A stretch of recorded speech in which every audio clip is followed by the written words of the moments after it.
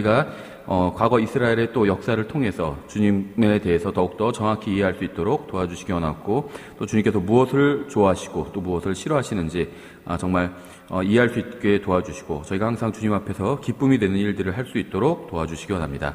예수님의 이름으로 기도드렸습니다. 아멘. 예, 이번 시간 저희가 호세아를 공부하도록 하겠습니다. 가능하면 다 이 시간 내에 나가려고 하는데요. 예, 호세아는 기록을 남긴 이스라엘이 이 시리아에 의해 멸망당하기 전 마지막 대언자였어요. 그러니까 이제 이스라엘이 망하기 전에 기록을 남긴 마지막 대언자였죠. 그러니까 구약의 대언자들을 보면 기록을 남긴 대언자들이 있고, 책으로 기록을 남긴 대언자가 있고, 또 기록을 남기지 않은 대언자도 있잖아요. 근데 기록을 남긴 대언자 중에선 이제 이스라엘이 멸망하기 전에 마지막 대언자였습니다. 예, 그래서 여기서 이스라엘은 이제 북왕국 이스라엘을 말하는 거죠. 이스라엘은 극심하게 타락해서 더 이상 심판이 미뤄질 수가 없었습니다. 그러니까 하나님께서는요, 민족에 대한 운명은 정해놓으시죠. 다만 민족의 운명을 정해놓으셨다 할지라도 회개하면 연기해 주십니다. 그 세대에게 심판을 집행하지는 않으신다는 거죠. 대표적인 것이 니느웨의 경우였죠. 이스라엘은 회개하지 않고 계속해서 죄의 죄를 더해갔습니다. 더 이상은 이제 심판을 미룰 수 없는 하나님 입장에선 그런 상황이었습니다. 그래서 이스라엘에게 임할 심판이 이제 호세아의 주요 메시지였어요. 그러니까 호세아가 선포하는 그 말씀의 주된 내용은 이스라엘에게 임할 심판이었습니다. 그러니까 사람들이 호세아를 싫어했을까요? 좋아했을까요? 싫어할 수밖에 없었겠죠. 설교하는 내용이 대부분이 90%가 부정적인 내용이었어요. 이스라엘은 멸망할 것이고 하나님께서 심판할 것이다, 이런 말씀을 전하니까 다 싫어했겠죠. 예, 그래서 사람들은 호세아에 기록되어 있는 하나님이 사랑과 은혜를 그러니까 호세아에 주로 하나님의 사랑과 은혜가 많이 기록되어 있는데요. 이제 이런 것들을 기억하는 사람들도 많이 있는데요. 사실은 이 주된 내용이 이스라엘에 관한 심판이라는 것입니다. 예, 그래서 이 호세아 이 책은 하나님이 누구시고 죄인을 또 어떻게 다루시는지를 아주 심도 있게 보여주고 있습니다. 호세아는 이제 유다에서는 우시야가 통치할 때, 그리고 이스라엘에서는 이제 여로보암 2세가 통치하는 동안 주로 예언을 했고, 이제 70년간 이 예언하는 사역을 지속했습니다. 그러니까 굉장히 좀 오랫동안 사역을 한 대언자였고요. 특히 이스라엘 여러 왕들이 바뀌는 것을 이제 지켜봤습니다. 호세아는 주로 이스라엘 집을 향해서 말씀을 선포했는데요. 여기서 말하는 이스라엘 집은 북왕국 이스라엘을 말하는 거죠.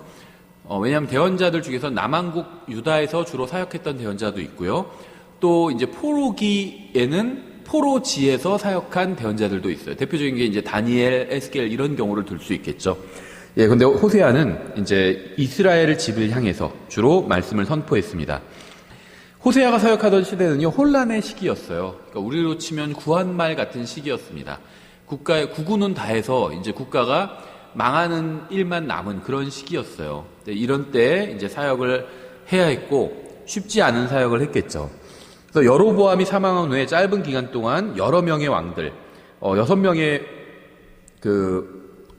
6명의 왕위를 이제 이어받게 되죠. 근데 20년 동안 4명은 암살당했어요. 그러니까는 극도의 혼란기라는 걸 알 수 있겠죠. 왕이 짧은 기간 동안 계속 여러 번 바뀌는데 6명 중에 4명이 암살을 당했으니까 굉장히 어려운 시기였다는 걸 알 수 있죠.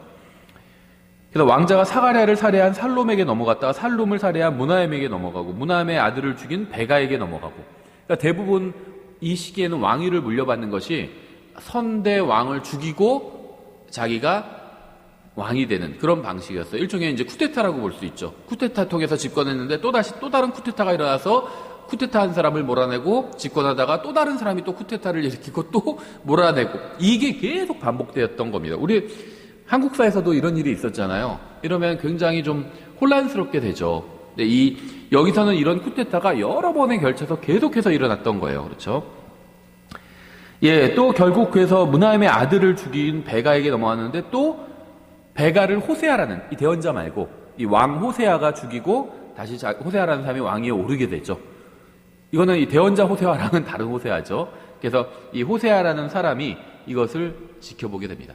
왜 자꾸 호세아라는 이름이 많이 나오냐면요, 우리가 뒤에서도 보겠지만 이 호세아랑 정확히 같은 구약인데도 좀 이렇게 다르게 불리게 되긴 했는데 그 발음 표시가 좀 다르게 됐는데요. 호세아랑 정확히 같은 뜻을 가지고 있는 게 여호수아예요.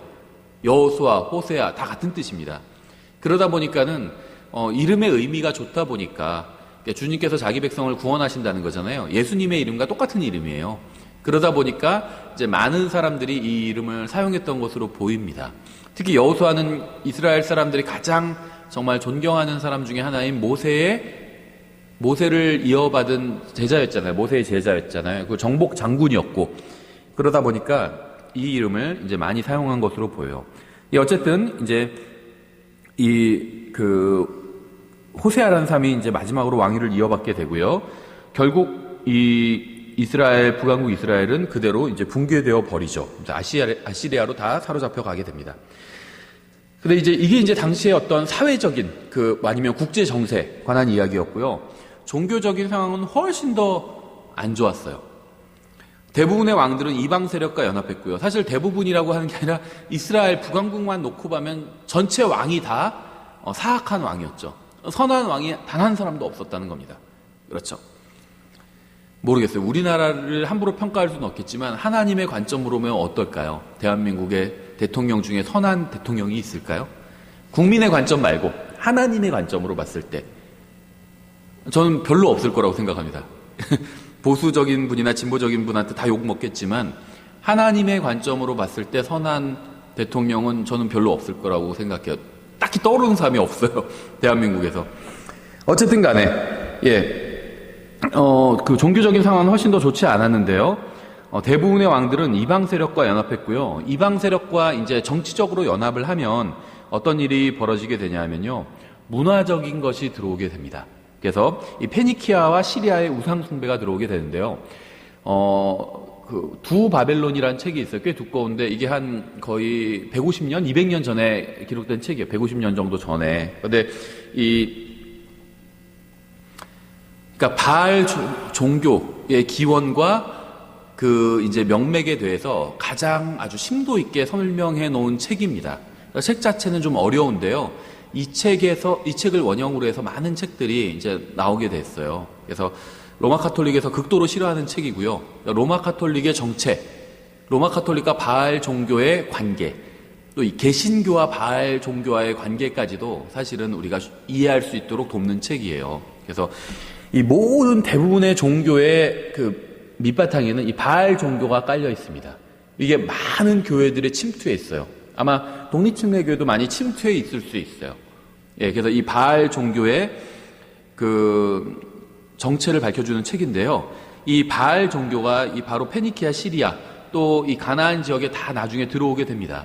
하나님께서 왜 가나안 백성들을 그렇게 극도로 혐오하시고 정말 싹 진멸하라 이렇게 명령하셨는지 이 바알 종교에 대해서 알아야 이해할 수가 있어요. 이 가나안 지역은 바알 종교를 섬기던 지역이었거든요. 바알을 섬기던 지역이었어요. 그래서 하나님께서 이 종교를 심판하기 위해서 이스라엘을 들어 쓰셨던 거죠.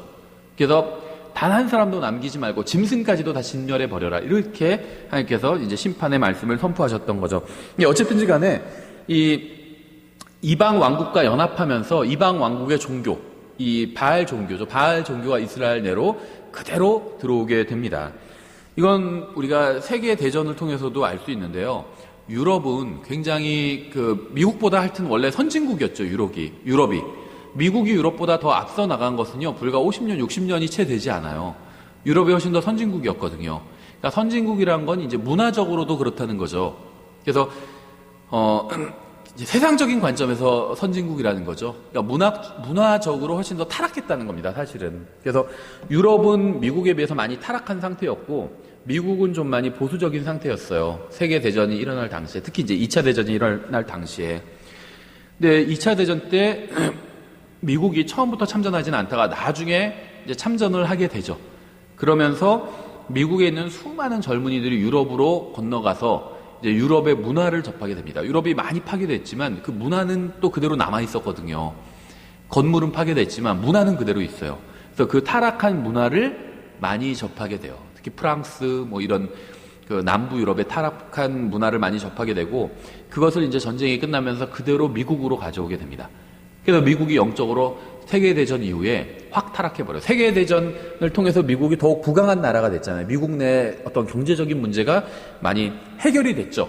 전쟁이 일어나면 해결이 되잖아요. 주변국들의 경제적인 문제가 해결되잖아요. 일본도 이 우리나라 그 한국전쟁을 통해서 일본이 경제적으로 성장할 수 있었던 것처럼 이 세계대전이라고 하지만 사실 미국 대륙은 빠지잖아요. 주로 유럽과 아시아와 그 다음에 아프리카, 이 대륙에서 일어난 전쟁이었잖아요. 세계 2차 대전이. 미국은 2차 대전으로부터 좀 안전한 상황이었고, 뭐, 진주만 하나, 하와이 하나만 공격당한 그런 상황이었죠, 본토는. 그래서 세계대전을 통해서 미국이 많이 부강해지는데, 물질적으로도 부강해지고, 거기에 플러스해서, 그 타락한, 그러니까 도덕적으로 타락한 문화를 유럽으로부터 많이 받아들이게 됩니다. 한마디로 이방 종교가 확 흘러들어오게 된 거예요. 그래서 미국은 비교적 보수적이고 좀 건전한 상태였는데 영적으로는 이제 2차 대전을 기점으로 완전히 이제 그 타락하게 됩니다. 물론 이제 그 2차 대전에서 유럽의 잘못된 문화만 받아들여서 그렇게 된 건 아니었고요. 이미 유럽의 잘못된 문화를 받아들일 영적 상태가 되어 있었어요. 미국이. 가장 대표적인 것이 바로 1901년에 나온 ASV였죠.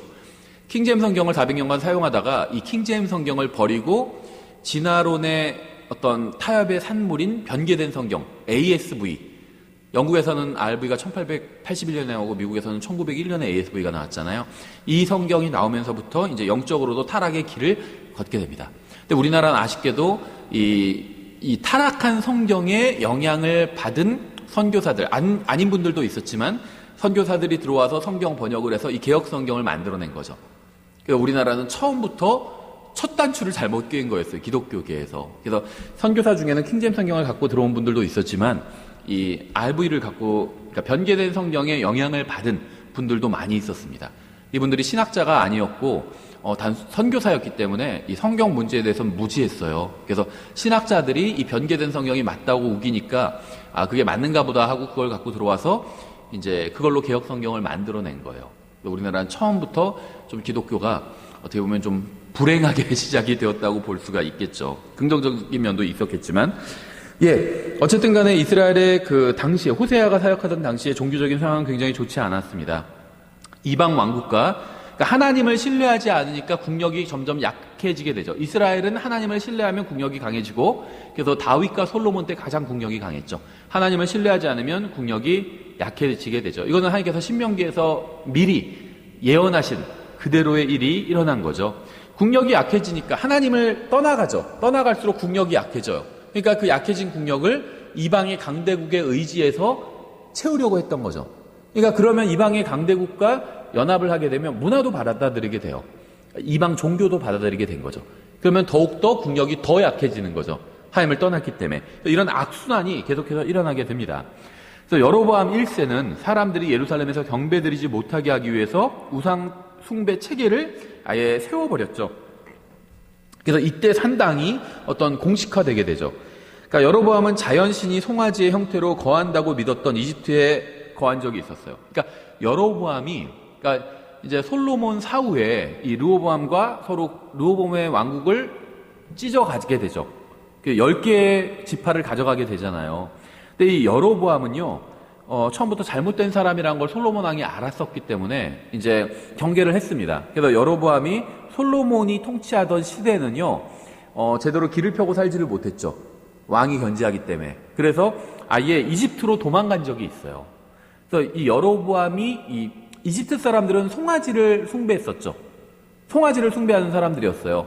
그래서 그러니까 출애굽했을 때 모세가 시내산에 갔을 때 이스라엘 백성이 금송아지를 만들어내게 되잖아요. 왜 하필 금송아지를 만들었을까요? 이집트에서 숭배하던 신이었어요. 그래서 금송아지를 만든 겁니다. 익숙한 신이에요. 자기들이 섬기던. 그래서 그 금송아지를 만들고 이름만 다르게 부른 거예요. 이게 그냥 우리를 인도하신 하나님이다, 주님이다. 이런 식으로 갖다 붙여버렸죠. 여로보암도 똑같은 이야기를 하게 됩니다. 근데 여로보암이 갑자기 왜 금송아지를 만들었느냐? 바로 이집트의 솔로몬을 피해서 이집트에 도망한 그 기간이 있었기 때문이에요. 그래서 그 기간 동안 이집트 문화를 배우게 된 겁니다. 이집트의 종교도 배우게 되고, 그리고 나중에 솔로몬 사후에 자기가 이제 왕이 되면서 이 이집트의 우상을 그대로 이스라엘 내로 가져오게 된 것이죠.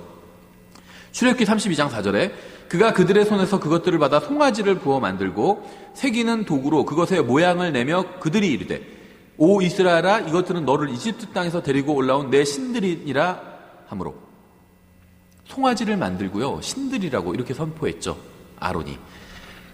열왕기상 12장 28절에서 똑같아요. 이 여로보암 이것에 관하여 왕이 의논한 뒤 금송아지 둘을 만들고 그들에게 이르기를 너희가 예루살렘에 올라가는 일이 너무 큰 일이로다. 오 이스라엘아 너를 이집트 땅에서 데리고 올라온 내 신들을 보라 하니라. 똑같은 말을 한 겁니다. 아론과 똑같은 말을 한 거죠. 송아지를 만들고 이게 그 이집트에서 데리고 올라온 신이다 이렇게 주장을 한 거죠.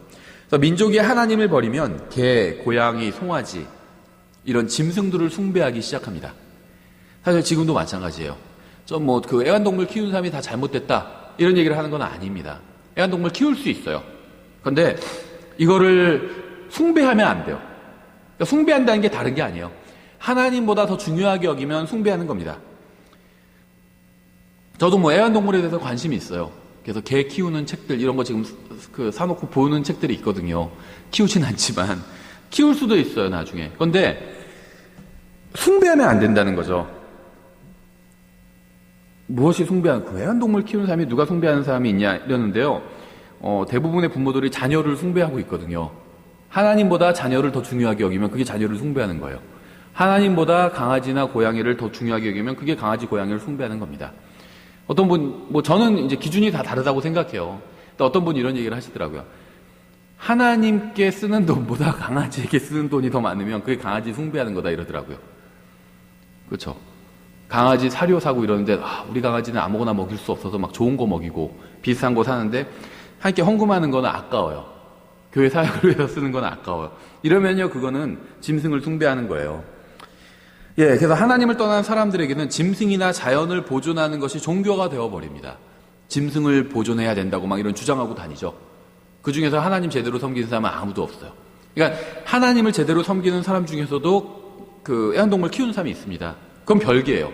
제가 굉장히 존경하는 목사님도요, 애완동물 키우고 또 동물 분양하고 그걸로 약간 부수입을 올리고 그런 일을 하시는 분도 있거든요. 그건 잘못된 게 아니죠. 그런데 뭐 동물을 보존해야 된다든지 아니 뭐 자연을 보존해야 된다든지 이런 주장을 한다면 그것은 마음이 하나님께로부터 떠난 하나의 증거라는 거죠. 예, 사람들은 겉으로는 절기나 명절이나 안식일을 지키고 희생제물과 헌물을 드리지만 내면은 완전히 썩어 있을 수도 있습니다. 그러니까 겉모습만 보고 판단할 수는 없다는 거죠. 이스라엘 백성은 송아지에게 희생물을 드리고 입을 맞추고 이러한 우상으로 맹세를 했습니다. 이 우상을 두고 맹세를 했어요.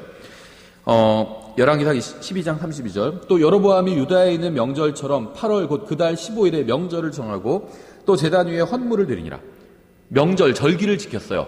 헌물도 드렸습니다. 그러니까 종교의 형식은 다 갖춘 거죠.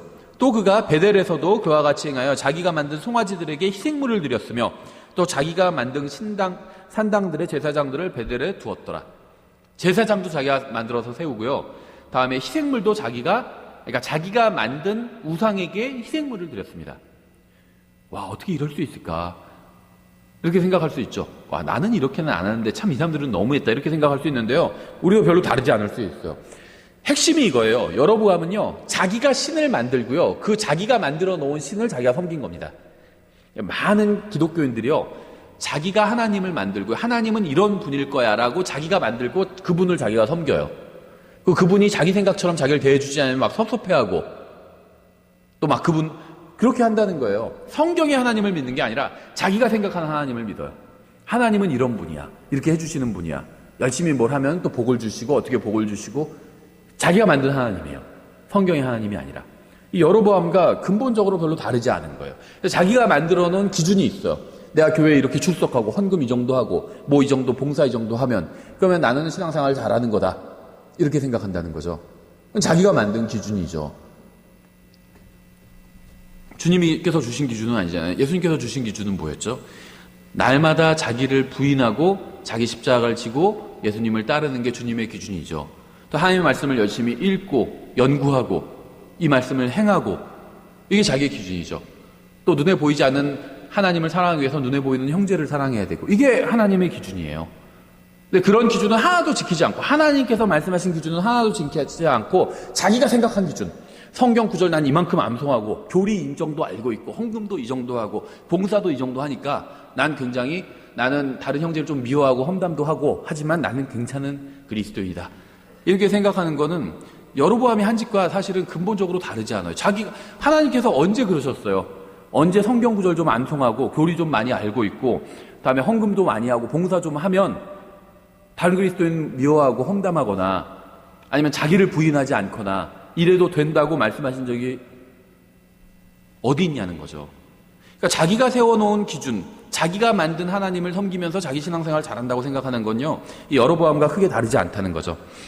호세아서 13장 2절, 이제 그들이 더욱더 죄를 지어 자기들의 은으로 자기들을 위하여 형상들을 부어 만들되 자기들이 깨달은 대로 우상들을 만들었는데 자기들이 깨달은 대로 만들었대요. 우리도 그럴 때가 있어요. 내가 깨달은 하나님, 이분을 내가 섬긴다는 거죠. 성경에서 말씀하시는 하나님이 아니라 내가 깨달은 대로 하나님을 만들고 그 하나님을 섬기고 있다는 거예요. 그 모든 것은 장인들의 작품이라. 그들이 그것들을 가리켜 말하기를 희생물을 드리는 자들은 송아지들과 입을 맞출 것이라 하는도다. 우상 만들어 놓고 거기에 입 맞추고 거기에 헌신하고 섬기고 있어요. 송아지 숭배는요, 가증한 짓을 하며 아이 제물을 바치는 바알과 아스타롯 숭배로 가는 길을 만들어 주었습니다. 예, 호세아와 아모스는요, 이제 그 같은 시대에 사역하던 사역자였어요. 말씀의 사역자였죠. 근데 이 호세아와 아모스가 사역하던 시대의 특징들을 저희 한 8가지 꼽아봤는데요. 첫 번째는 진리가 없고 거짓말 있는 시대였어요. 호세아서 4장 1절. 이스라엘 자손들아 너희는 주의 말씀을 들으라. 그 땅에 진리도 없고 긍휼도 없고 하나님을 아는 지식도 없으므로 주께서 그 땅의 거주민들과 논쟁하시느니라. 하나님 얘기는 하는데 하나님을 정말 성경이 말씀하시는 하나님을 아는 지식이 없다는 거죠. 그렇죠. 호세아서 7장 1절부터 3절. 내가 이스라엘을 치려하고자 할 때 에브라임의 불법과 사마리아의 사악함이 드러났도다. 그들은 거짓을 행하며 도둑은 안으로 들어가고 강도 때는 밖에서 노력하는도다. 내가 그들의 모든 사악함을 기억하고 있음을 그들이 마음속으로 깊이 생각하지 아니하는도다. 이제 그들의 행위들이 그들을 에워쌌으며 그것들이 내 얼굴 앞에 있도다. 그들은 자기들의 사악함으로 왕을 즐겁게 하고 자기들의 거짓말로 통치자들을 즐겁게 하는도다. 또 간음이 만연한 시대였습니다. 호세아서 4장 11절. 행음과 포도주와 새 포도즙이 마음을 빼앗아 가느니라. 7장 4절. 그들은 다 간음하는 자들로서 빵 굽는 자가 달군 화덕 같으니라. 그는 반죽을 만든 뒤에 그것이 발효되기 전에 부풀리기를 멈추느니라. 호세아서 9장 10절.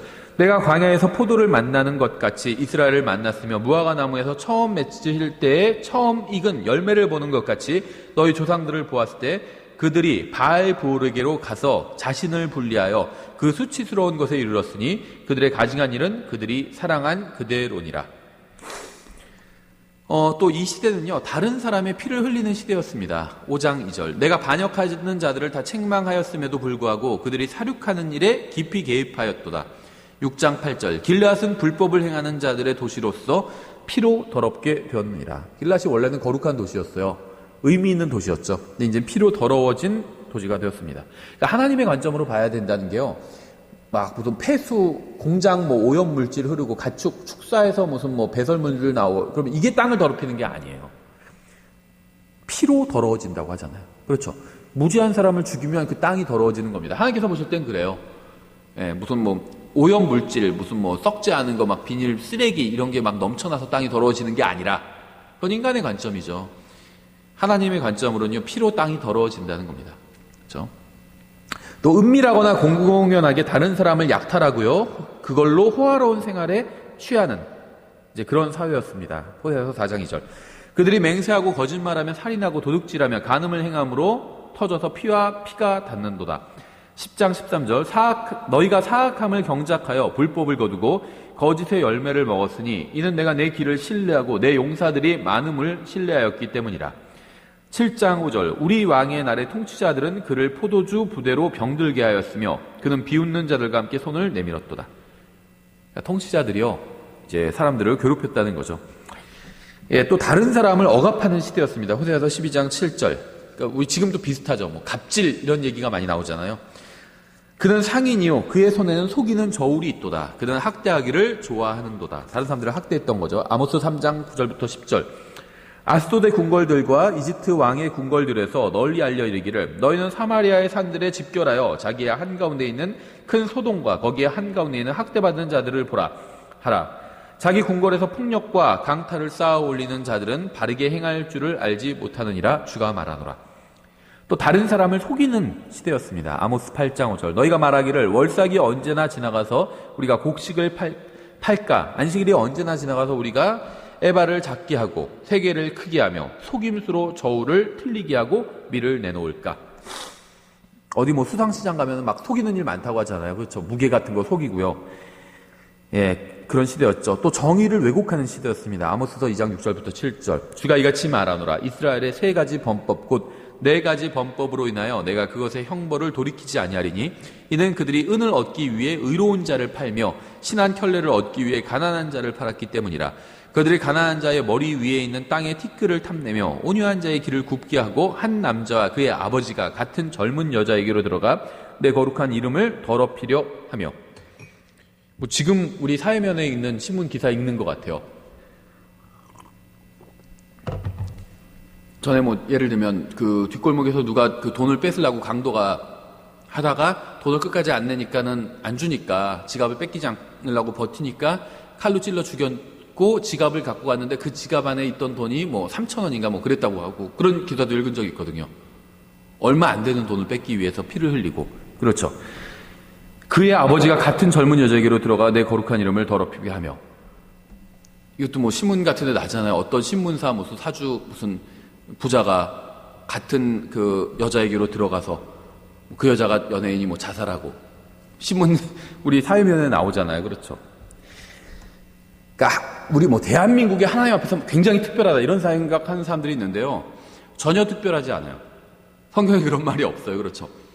이스라엘도 이렇게 우리 대한민국이 지금 짓는 죄와 똑같은 죄를 지었을 때 하나님께서 이방 민족에 팔려가게 하셨죠. 대한민국이라도 다르지 않아요. 그렇죠. 하나님 앞에서 자부심을 가져야 될 게 아니라 회개해야 된다는 거죠. 회개해야 돼요. 회개해야 돼요. 회개하는 사람만 특별한 사람이에요. 하나님께서 그 사람 용서해 주시고 받아주시니까. 회개하지 않는 사람은 하나님께서 항상 벌을 하십니다. 그렇죠. 마지막으로 8번째, 가난한 자를 학대하는 그러한 시대였습니다. 아모스서 2장 7절. 그들이 가난한 자의 머리 위에 있는 땅의 티끌을 탐내며 온유한 자의 길을 굽게 하고 한 남자와 그의 아버지가 같은 젊은 여자에게로 들어가 내 거룩한 이름을 더럽히려 하며.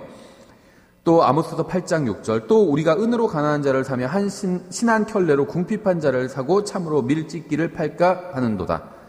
예, 그래서 가난한 자를 학대하는 시대였어요. 그러니까 이런 메시지를, 이런 말씀을 호세아가 아모스가 동시대에 사역하면서 주로 선포를 했습니다. 그러니까 얼마나 백성들이 싫어했는지, 이 두 대언자를 싫어했는지 우리가 능히 짐작할 수 있죠. 사실 이 두 대언자뿐이 아니죠. 대언자의 주된 역할은요, 그 죄를 짓는 백성들에게 하나님의 말씀으로 경고하고 그 다음에 미래에 있을 메시아, 예수 그리스도에 대해서 예언하는 게 대언자들의 주된 사역이었죠. 예, 그래서 백성들이 대부분은 다 대언자를 싫어할 수밖에 없었습니다. 그래서 예수님께서 비유로 들어서 포도원 비유 같은 경우에 특히 주님께서 포도원의 주인이 종들을 대언자 말하는 거죠. 부지런히 보여냈지만 다 돌로 쳐서 죽였다고 말씀하고 있잖아요. 그렇죠. 놀랄 일이 아니라는 거죠. 오늘날에도 마찬가지예요. 같은 기독교인이라고 해도요, 어떤 죄를 지적하고 이런 설교를 하면요, 극도로 싫어합니다. 그런 설교 올리면 막 좋아요가 아니라 싫어요 많이 옆에 거 누르고 막 그래요. 예, 그래서 이 당시에는요, 음행이 경배의 일부를 이루는 행위로 받아들여졌습니다. 이것도 놀랄 일이 아닌 것 같아요. 지금 뭐, 우리 JMS다 뭐다 하면서 막 이단들이 보면요, 대부분 그 교주와 음행하는 것이 어떤 경배의 일부로 주장하고 이런 경우들이 있어요. 예. 특히 JMS나 뭐 그런 경우에 굉장히 심하죠. 뉴스에도, 사회 뉴스에도 많이 나고 그랬잖아요. 그렇죠. 최근에는 뭐 어떤 교회 무슨 뭐 어떤 목사, 원로 목사가 또 제가 정확히 기사가 기억이 안 나요. 15명인가 뭐 30명의 그 여자 신도와 무슨 음행을 해서 지금 징역, 30명인가 그럴 거예요. 그래서 지금 15년을 구형했죠, 검찰에서. 예, 그렇죠. 자, 일부러 이름은 얘기 안 한 거예요. 근데요, 예, 징역 15년. 근데 보니까 나이가 75살이더라고요. 그럼 90에 나오는 거예요. 검찰 구형대로 한다면. 그러는데도 막 그 교회에서 나와가지고 그 재판 받으러 나오는데 막 서가지고 목사님 사랑해요, 힘내세요 막 이러고 응원하고 있어요. 무슨 힘을 내요? 힘내서 감옥에서 잘 버티라는 건지 모르겠어요. 예, 그래서 음행이 경배의 일부로 이렇게 받아들여지는 시대였습니다. 호세아서 4장 12절부터 14절. 내 백성이 자기들의 나무 토막에게 조언을 구하고, 잘 조각해가지고 그거 두고 거기에 조언 구하고 있다는 거죠.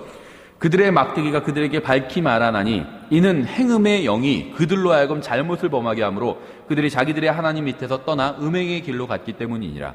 그들이 산 꼭대기에서 희생물을 드리며 작은 산 위에서 분향하되 상수리 나무와 포플러 나무와 느릅나무 밑에서 하나니 이는 그것들의 그늘이 좁기 때문이라. 그러므로 너희 딸들은 행음하며 너희 배우자들은 간음하리로다. 너희 딸들이 행음하며 너희 배우자들이 간음해도 내가 그들을 벌하지 아니하리니 그들은 스스로 분리하여 음녀들과 함께하며 창녀들과 함께 희생물을 드리느니라. 그러므로 깨닫지 못하는 백성은 넘어지리라. 하나님께서요, 즉시 벌하지는 않으시겠다는 겁니다. 나중에 벌하시겠다는 거죠. 그래서 여기에 속으면 안 돼요. 어디가 막 번창하고 막 그런다고 해서 거기가 꼭 하나님을 잘 섬기는 건 아니라는 거죠. 하나님께서 즉시 벌하시는 분이 아니에요. 나중에 하나님께서 항상 정해진 때에 벌을 하시는 분입니다. 백성과 왕과 제사장은 모두 하나같이 다 타락해버렸습니다. 베델과 길괄, 길르앗, 미스바, 세겜 이런 곳이요, 한때는 거룩한 곳으로 여겨졌던 장소였는데요, 모두 더럽혀지고 사악함이 넘치는 곳이 되어버렸습니다. 백성들은 책망하는 설교를 한다는 이유로 이 호세아와 아모스를 미워했습니다. 호세아의 사역 중간에 민족의 대부분이 아시리아로 끌려가게 됩니다. 호세아의 인생 말년에는요, 이스라엘 왕국이 사마리아의 몰락과 함께 이제 종말을 맞게 됩니다. 그래서 호세아는 자신의 예언이 성취되는 것을 지켜보게 돼요. 얼마나 착잡했을까요? 너희가 이렇게 회개하지 않으면 다 멸망할 것이다 이렇게 설교했는데 그대로 되는 것을 지켜본 거예요. 정말 착잡했겠죠, 이 대언자의 마음이. 호세아는 북왕국 이스라엘의 예레미야로 불려요. 왜냐하면요, 둘 다 민족을 위해서 울었고 또 그 자신들이 선포한 하나님의 말씀으로 인해서 고난을 받았기 때문입니다. 호세아의 글은요, 죄악에 무감각해질 대로 무감각해져서 자신들이 무엇을 하는지도 모르는 어리석은 민족을 향해 기록되었기 때문에 슬프고 비극적입니다. 이스라엘 민족이 회개했더라면 하나님께서는 그들을 용서해 주시고 새로운 마음을 아마 주셨을 거예요. 주님께서는 미래에 있을 이스라엘의 회복을 위해서 그들을 용서하시고 회복시켜 주실 준비를 하셨습니다. 그래서 하나님께서 호세아의 인생을 통해서 이스라엘 민족에게 이제 교훈을 주셨죠. 이 호세아는요, 두 부분으로 이루어져 있는데요. 14장까지 있잖아요. 1장부터 3장이 첫째 부분이고요. 이건 부정한 아내인 이스라엘과 하나님의 계획이 여기에 기록되어 있고요. 4장부터 14장은 하나님께서 이스라엘과 논쟁을 하시는 부분으로 이루어져 있어요. 그래서 이스라엘은 신의를 저버린 부정한 아내였지만 하나님께서는 끝까지 신의를 지킨 신실하신 남편이었습니다. 이스라엘은 여호와 하나님의 아내였습니다. 하지만 남편에게 신실하지 못했죠. 그래서 이스라엘은 여로보암 1세 때부터 우상 숭배의 죄에 더욱 깊이 빠져들었습니다. 그래서 호세아는 여호와 하나님께서 이스라엘을 책망하시고 징계하실 것이지만 나중에는 축복의 땅으로 회복시켜 주실 것임을 선포했습니다. 그래서 하나님께서는 호세아의 부정한 아내를 통해서 이러한 진리를 이스라엘 백성에게 가르쳐 주셨습니다. 이 책은요, 이 호세아서는 완악한 마음으로 간음을 행한 이스라엘에게 하나님의 사랑과 부드러움과 회복을 위한 마지막 기회를 보여주고 있어요. 그래서 이스라엘은 남편을 버려두고 다른 사람과 음행을 한 부정한 아내라고 말씀하고 있죠. 호세아서 14장 1절에 오 이스라엘아, 주 내 하나님께로 돌아오라. 내 불법으로 말미암아 내가 넘어졌느니라. 이렇게 말씀하고 있죠. 예, 호세아라는 이름의 의미는요, 구원이에요. 구원. 이게 여호수아의 이름과 정확히 같습니다. 이 여호수아의 원래 이름이요, 호세아였어요. 이 신명기 32장 44절에 나오죠. 모세와 눈의 아들 호세아가, 눈의 아들 여호수아잖아요. 눈의 아들 호세아가 와서 이 노래의 모든 말씀을 백성의 귀에 말하니라 이렇게 되어 있어요. 그래서 여호수아 이퀄 호세아 이렇게 보시면 됩니다. 같은 의미예요. 예, 호세아는요, 이 브에리의 아들이었는데요. 브에리라는 말은 해설자라는 의미입니다. 그래서 이 브에리의 아들이었고요. 이 책은 이스라엘에서 여로보암 2세가 그리고 유다에서 우시아와 요담과 아하스, 히스기야가 통치할 때 기록이 되었습니다. 사도 요한은요, 신약 성경에서 사랑의 사도라고 불리죠. 사랑의 사도. 호세아는 구약 성경에서 어떻게 보면 짝사랑의 사도, 짝사랑의 대언자 이렇게 불릴만 합니다. 왜냐하면 일방적인 그러니까 하나님의 사랑만 얘기하고 있어요. 그렇죠. 이스라엘은 하나님을 사랑하지 않잖아요. 일종의 하나님의 짝사랑에 대해서 이야기를 하고 있죠. 그래서 요한이 사랑의 사도라면 호세아는 짝사랑의 사도, 짝사랑의 대언자 이렇게 볼 수가 있겠죠. 제가 위에서 14장 1절을 인용했는데요. 이 핵심 구절은 14장 1절과 3장 1절이에요. 14장 1절은 이제 오 이스라엘아 주 하나님께로 돌아오라 이 말씀이죠. 3장 1절은요. 그때 주께서 내게 이르시되 다른 신들을 바라보고 포도주 병을 사랑하는 이스라엘 자손을 향한 주의 사랑에 따라 또 가서 자기 친구에게 사랑받는 여인 그러나 가늠한 여인을 사랑하라 하시니라. 가늠한 여인을 사랑하라. 이게 호세아의 주제예요. 그러니까 죄를 짓는 여자와 가서 같이 죄를 지어라 이런 말이 아니라 여기서 말하는 가늠한 여인은요. 고멜을 의미하죠. 이 호세아의 아내, 음탕한 아내였죠. 이 고멜을 의미하고 바로 하나님의 사랑을 보여주고 있죠. 이스라엘이 이 고멜과 같다는 걸 말씀하고 있잖아요. 다른 신을 섬기고 있는 걸 성경은 영적 간음이라고 부르고 있어요. 그래서 그 다른 신을 섬기는 한마디로 영적으로 간음한 이스라엘 백성을 하나님께서 여전히 사랑하신다는 걸 이 호세아를 통해서 보여주고 있죠. 핵심 단어는 간음과 음행입니다. 호세아에서의 핵심 단어는. 이 책에서는 음행이란 말이 14번 나오는데요. 돌아오라는 말은 15번 나와요. 음행한 이스라엘 백성을 향해서 계속 돌아오라 말씀하고 계신 것이죠. 또 알다 혹은 지식, 그러니까 know 아니면 knowledge, 그러니까 알다, 지식 이런 말은 또 굉장히 많이 나와요. 이 말도 여러 번에 걸쳐 나옵니다. 이 책이 보여주는 환상은요, 재림 때 있을 이스라엘의 회개와 회복입니다. 이 대언서들은요, 그 시대에 배교한 이스라엘 백성, 유다 백성들을 말씀으로 이제 그 책망하고 있는 내용들이 있고, 또 다른 한편으로는 이제 미래에 있을 예수 그리스도의 재림에 관한 말씀들이 같이 들어가 있는 경우가 굉장히 많이 있죠. 호세아서도 마찬가지예요. 이 호세아서도 이 이스라엘의 회복에 관해서 또 예수님의 재림에 관해서 말씀하고 있습니다. 1장 10절부터 11절이 그렇죠. 그러할지라도 이스라엘 자손의 수가 바다의 모래 같아서 헤아릴 수도 없고 셀 수도 없으리니 전에 그들에게 이르기를 너희는 내 백성이 아니라 한 그곳에서 곧 거기에서 그들에게 이르기를 너희는 살아계신 하나님의 아들들이라 하리라. 그때 유다 자손과 이스라엘 자손이 함께 모여 자기들을 위해 한 머리를 정하고 그 땅에서부터 올라오리니 이는 예스르엘의 날이 클 것이기 때문이라. 이렇게 말씀하고 있죠. 신약 성경에서는 여러 번에 걸쳐서 호세아서를 인용하고 있습니다. 마태복음 2장, 9장, 12장, 또 로마서 9장, 고린도전서 15장, 베드로전서 2장, 또 다 이렇게 호세아서를 인용하고 있어요. 호세아서는요 197절과 5175단어로 이루어져 있습니다. 호세아는 복잡한 책이 아니에요. 1장에서는 아들을 통해서 종말의 표적을 볼 수 있습니다. 2장에서는 호세아의 아내를 통해서 이스라엘 민족의 죄를 볼 수 있고요. 3장에서는 남편을 통해서 백성의 구원을 볼 수 있죠. 호세아의 메시지는요, 예후의 집을 직접적인 이 대상으로 하고 있어요. 1장 4절에 주께서 그에게 이르시되 그의 이름을 예스레엘이라 하라. 잠시 뒤에 내가 예스레엘의 피에 대한 원수를 예후의 집에 갚고 이스라엘의 집의 왕국을 그치게 하리라. 이렇게 말씀하고 있죠. 그래서 이 말씀에서 예스레엘은요, 다가오는 심판과 미래에 있을 긍휼과 관련해서 이스라엘을 예언적으로 표현한 거예요. 그러니까 이 시온이 그 예루살렘의 예언적인 표현이죠. 그러니까 그 시적인 표현이죠. 시적이면서 예언적인 표현이에요. 이 시온이란 말이 예루살렘을 의미해요. 마찬가지로 이 예스레엘은요, 이스라엘을 의미하는 예언적인 표현입니다. 그래서 이 단어는요, 이 동철이의어라고 불려요. 동철이의어. 아니면 뭐 동음이의어. 이렇게 불리는데요. 그러니까 철자와 발음은 같지만 뜻은 다른 단어죠. 동음이의어. 동철이의어. 그러니까 철자는 같지만 뜻이 다른 단어가 있죠. 예를 들면 영어 단어에서 can 같은 거 들 수 있죠. can. 그럼 이 can이라는 거는 뭐 할 수 있다. 이런 의미도 있고 아니면은 그냥 깡통 can을 의미할 수도 있죠. 그래서 이게 동철이의어예요. 이런 단어가. 이런 단어들이 한국말도 꽤 있죠. 그래서 이 단어는요, 하나님께서 흩으신다라는 의미가 있습니다. 예레미야서 31장 10절에 나오죠. 오 민족들아, 너희는 주의 말씀을 듣고 먼 섬들에서 그것을 밝히 알리며 이르기를 이스라엘을 흩으신 이스라엘을 흩으신 이께서 그를 모시고 목자가 자기 양떼를 지키듯 그를 지키시리니. 그래서 하나님께서 이스라엘을 흩으신다. 다분히 예언적인 말씀이죠. 경고의 말씀이죠. 이게 예스르엘이라는 말 안에 있다는 거예요. 이 뜻이. 또 이 말은요, 하나님께서 심으셨다라는 의미도 있어요. 스가랴서 10장 9절에 내가 그들을 백성들 가운데서 뿌리리니 그들이 먼 나라들에서도 나를 기억하고 자기 자녀들과 함께 살다가 다시 돌아오리라. 그러니까 심기 위해서 뿌렸다는 겁니다. 이게 또 예스르엘의 의미라는 거예요. 이러한 두 가지 의미는요, 두 개의 예언적 선언으로 이어집니다. 열매를 풍성히 맺는 기름진 땅인 예스르엘이 피로 더러워졌어요. 또한 이스라엘은 민족들 가운데서 흩어지게 될 것입니다. 그들이 하나님의 말씀을 찾을 때 그들은 다시 약속의 땅에 심겨지고 뿌려질 겁니다. 그렇죠.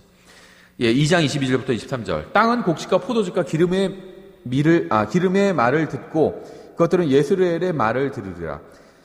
내가 그녀를 땅에서 내게로 심고 긍휼을 얻지 못하였던 그녀에게 긍휼을 베풀며 내 백성이 아니던 자들에게 이르기를 너는 내 백성이라 하고 그들은 이르기를 주는 나의 하나님이시니이다 하리라. 그래서 예스르엘이라는 요 이스라엘의 또 다른 애칭이죠. 별칭이 바로 이런 의미를 갖고 있다는 겁니다. 예후는 아합의 가문에서 하나님의 심판을 실행했던 인물이었어요. 하지만 그는 하나님의 순수한 뜻이 아닌 자신의 방법과 뜻대로 심판을 집행했고요. 살인에 대한 책임을 져야만 했습니다. 하나님께서 심판하시라는 것 이상으로 잔인하게 어떤 다른 사람들을 심판의 대상이 되는 사람들을 죽였죠. 그래서 예후는요, 자신이 관심 없는 것에 관해서는 순종하지 않았어요. 그러니까 예후가 하나님의 말씀을 집행한 것은 사실이지만 자기가 관심 있는 것에 집중했고요. 관심 없는 분야에 대해서는 순종하지 않았다는 겁니다. 그래서 그는 아합이 심판받은 이유인 여로보암의 우상숭배를 그대로 이어가기도 했죠. 호세아서 2장은요, 구약 성경 전체에서 메아리치는 세 가지 위대한 예언의 주제를 다루고 있습니다. 첫째는 이스라엘에 남아있는 모든 우상숭배를 완전히 제거하실 것이다 라는 예언이에요. 구약 성경 곳곳에서 많이 이 예언이 등장하는데요. 호세아서에서는 2장 16절부터 17절이죠. 주가 말하노라 그 날에는 내가 나를 이슈라 부르며 다시는 바알이라 부르지 아니하리니 이는 내가 그녀의 입에서 바알들의 이름을 제거할 터인즉 그것들이 다시는 그것들의 이름으로 기억되지 아니할 것이기 때문이라. 또 두 번째는요, 이스라엘이 민족적으로 주님을 알게 된다는 축복의 증거에 관한 또 약속의 예언입니다. 호세아서 2장 20절 신실함으로 너를 나와 정언하게 하리니 내가 주를 알리라. 지금은 이스라엘이 주님을 모르는 상태죠. 이스라엘의 문제는요, 주님을 모르는 것에서부터 시작이 되었습니다. 이스라엘은 지금 주님을 모르고 있다고 분명히 성경은 말씀하고 있어요. 이사야서 1장 3절 소도 자기 주인을 알며 나귀도 자기 주인의 구유를 알건만은 이스라엘은 알지 못하며 내 백성은 깊이 생각하지 못하는도다 하셨도다. 세 번째 예언은요, 하나님과 주님의 백성인 이스라엘의 개인적인 관계에 관한 것이었습니다. 호세아서 2장 23절 내가 그녀를 땅에서 내게로 심고 긍휼을 얻지 못하였던 그녀에게 긍휼을 베풀며 내 백성이 아니었던 자들에게 이르기를 너는 내 백성이라고 그들은 이르기를 주는 나의 하나님이시니이다 하리라. 3장은요 솔로몬으로부터 그리스도의 재림까지 이스라엘의 역사를요 5절로 요약해주고 있죠. 3장은 다 5절인데 이스라엘의 역사를 요약해주고 있어요. 1절과 2절은 이스라엘이 주님께 신실하지 못하고 이방인들의 신을 섬겼음을 말씀하고 있습니다. 주님께서는 호세아에게 부정한 여인인 이 고멜을 아내로 삼으라고 말씀을 하셨습니다. 이 고멜은요 다른 남자가 가늠하기 위해서 호세아를 떠난 사람이었죠. 호세아는 고멜이 타락하기 전에 그녀를 사랑했습니다. 이제는 그녀가 처한 끔찍한 상황에서 구원하기 위해서 이제 그녀를 사랑하고 있어요. 호세아는 그녀가 자신에게로 돌아오게 하기 위해서 그녀를 사랑합니다. 이것은 모두 이스라엘을 향한 하나님의 사랑을 상징적으로 보여주고 있는 거죠. 호세아는 가늠한 여인을 위해서 일반적인 노예의 값의 절반만을 지불했습니다. 노예의 값은요, 은 30세겔이었죠. 출애굽기 21장 32절에 있죠. 만일 소가 난종이나 여종을 받으면 그가 은 30세겔을 그들의 주인에게 줄 것이요. 소는 돌로 쳐서 죽일지니라. 그러니까 이 노예의 값은 은 30세겔이었어요. 예수님을 은 30개에 팔았잖아요. 노예의 값에 팔은 거죠. 그렇죠. 그러니까는 이 배교한 이스라엘 사람들은 예수님을 은 30세겔에 팔아버렸어요. 구원자를. 하나님은요, 배교한 이스라엘의 가치를 얼마로 정해놓으셨는지 아세요? 은 15개예요. 노예의 가치의 절반으로 정해주신 겁니다. 그렇죠.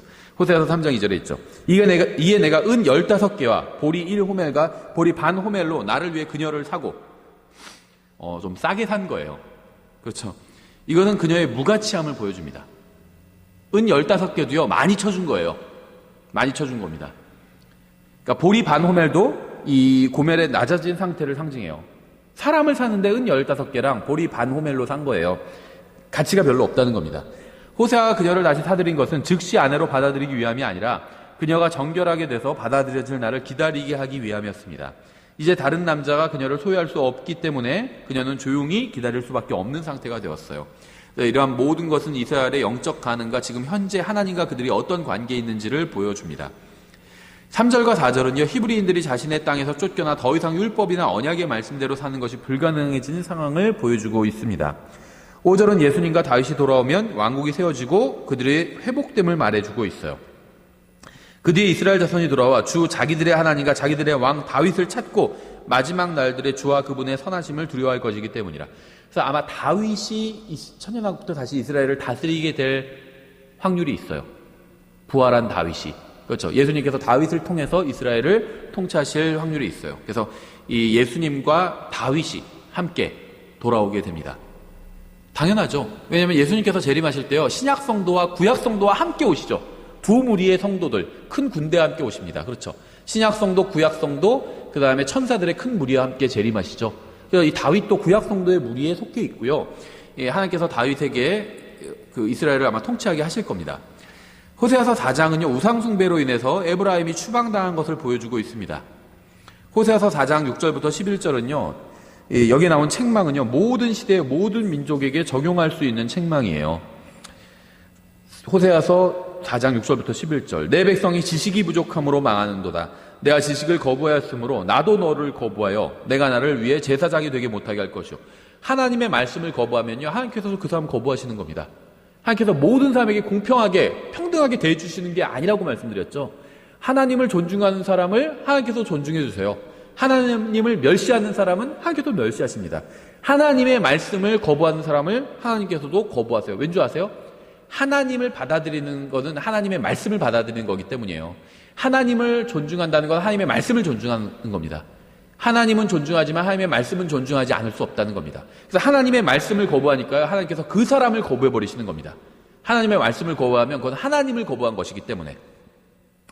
나도 너를 거부하여 내가 나를 위해 제사장이 되지 못하게 할 것이요 내가 내 하나님의 율법을 잊었은즉 나도 내 자녀들을 잊으리라. 그들이 불어날수록 내게 죄를 지었은즉 내가 그들의 영광을 수치로 바꾸리라.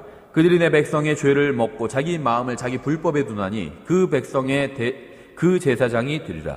내가 그들의 길들로 인하여 그들을 벌하며 그들의 행위들대로 그들에게 보응하리라. 그들이 주에게 주의를 기울이는 일에서 떠났으므로 먹어도 족하지 아니하고 행음에도 늘지 아니하리라. 행음과 포도주와 새 포도즙이 마음을 빼앗아 가느니라. 로마서 1장에서 발견할 수 있는 진리를 호세아서 4장 12절부터 14절에서도 발견할 수가 있습니다. 내 백성이 자기들의 나무 토막에게 조언을 구하고 그들의 막대기가 그들에게 밝히 말하나니 이는 행음의 영이 그들로 하여금 잘못을 범하게 하므로 그들이 자기들의 하나님 밑에서 떠나 음행의 길로 갔기 때문이니라. 그들이 산꼭대기에서 희생물을 드리며 작은 산 위에서 분향하되 상수리나무와 포플러나무와 느릅나무 밑에서 하나니 이는 그늘이 좋기 때문이라. 그러므로 너희 딸들은 행음하며 너희 배우자들은 간음하리로다. 너희 딸들이 행음하며 너희 배우자들이 간음해도 내가 그들을 벌하지 아니하리니 그들은 스스로 분리하여 음녀들과 함께하는 창녀들과 함께 희생물을 드리느니라. 그러므로 깨닫지 못하는 백성은 넘어지리라. 로마서 1장 말씀과 같은 말씀이에요. 이게 로마서 1장의 구약 버전이죠. 여기서 성적 타락과 도착으로 인해서 하나님을 떠나버리게 되는 결과가 일어나게 되었다는 것을 이 4장이 보여주고 있습니다. 좀 시간이 많이 지나서요, 저희가 요 5장부터는 다음 시간에 이어서 하고 다음 시간에 요해까지도 함께 보도록 하겠습니다. 잠깐 쉬었다가 저희가 2교시 나가겠습니다.